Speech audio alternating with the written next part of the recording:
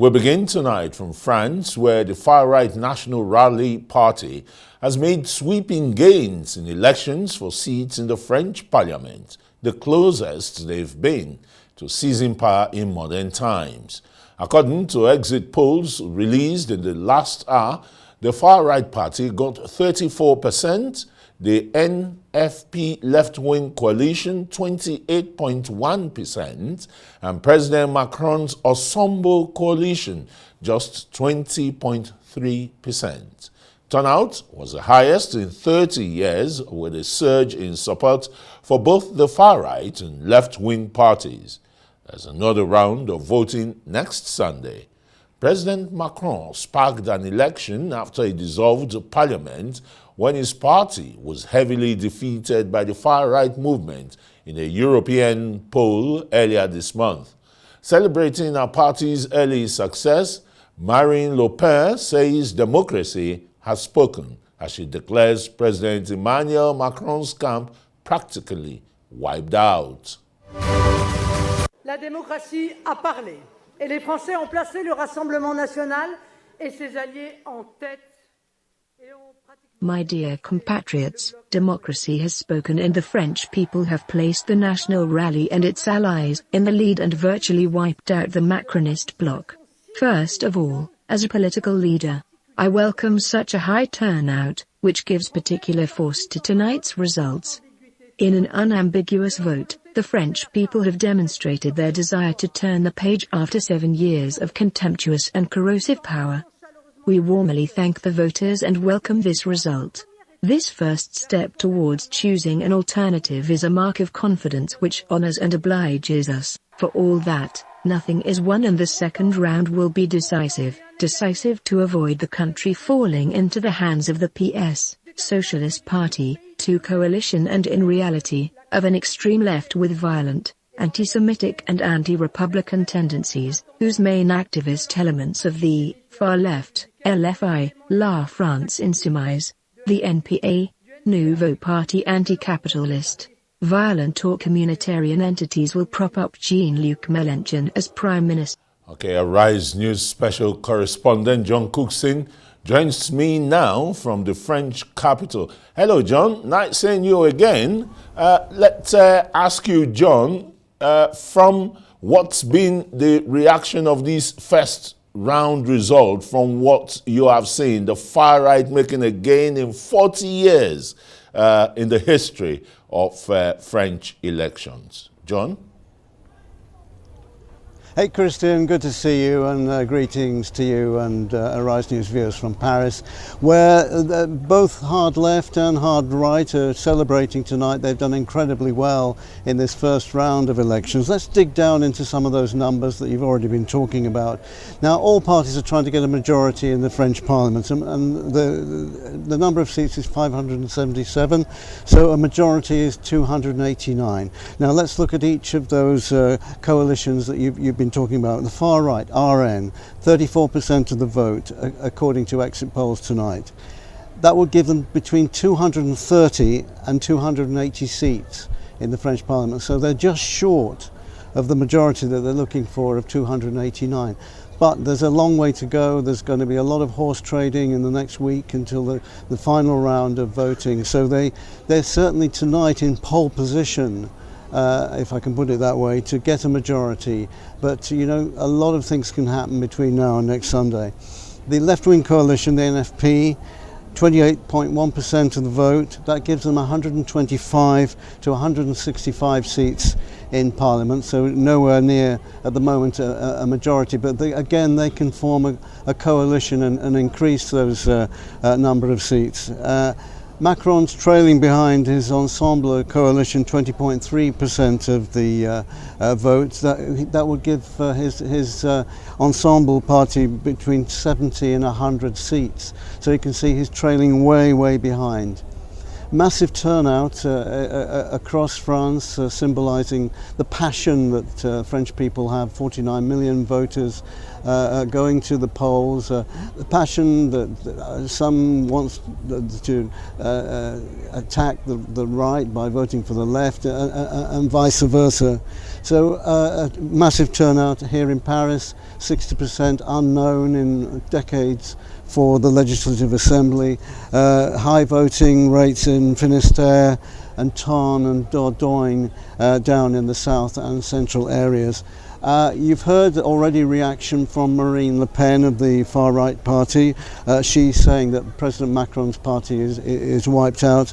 Jean-Luc Mélenchon of the hard left says nowhere will we allow the hard right to win. And Macron has made a statement in the last hour or so calling for a broad alliance against the far right. So it's very clear that he sees the threat to his coalition coming more from the far right than from the far left, and perhaps he can do a deal with the far left to defeat the far right. So a very, very dynamic and slightly confusing situation here in France with the complex voting system. Just to explain very, very quickly, for the first round, if a candidate gets of any political persuasion gets 50% of the vote in the constituency, then they go through and they're a new deputy in the parliament. Then in the second round, it's down to candidates who've got at least 12.5% in the vote today. So you can see how a complex situation it is, and how in the coming days coalitions and bargaining can take place to defeat what appears to be a surge to the hard right, but also to the hard left as well. Christian.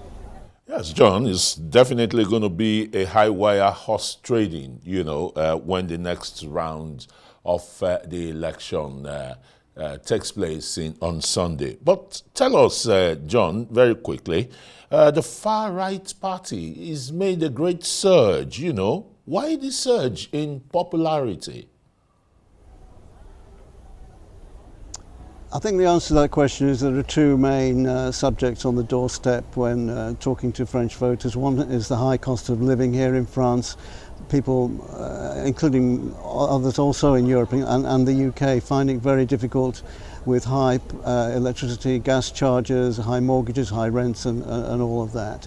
But secondly, immigration, mass immigration, not only in France but across Europe, has had a huge impact in France. I've lived and worked in France in the past, and one could see then trouble brewing of groups hanging around street corners, not fitting into French society, becoming alienated, becoming part of the black economy.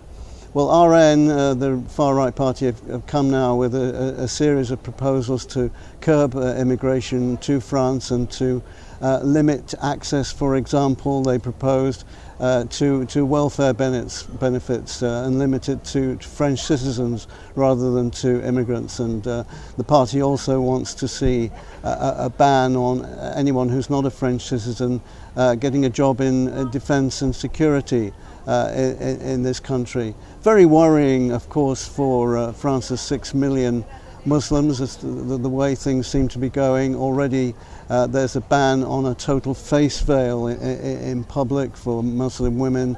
The RN party is even suggesting that they want to launch a ban on scarves as well. So there are elements, of course, to the proposals by RN which are very dark, or seem very dark to many communities here in France.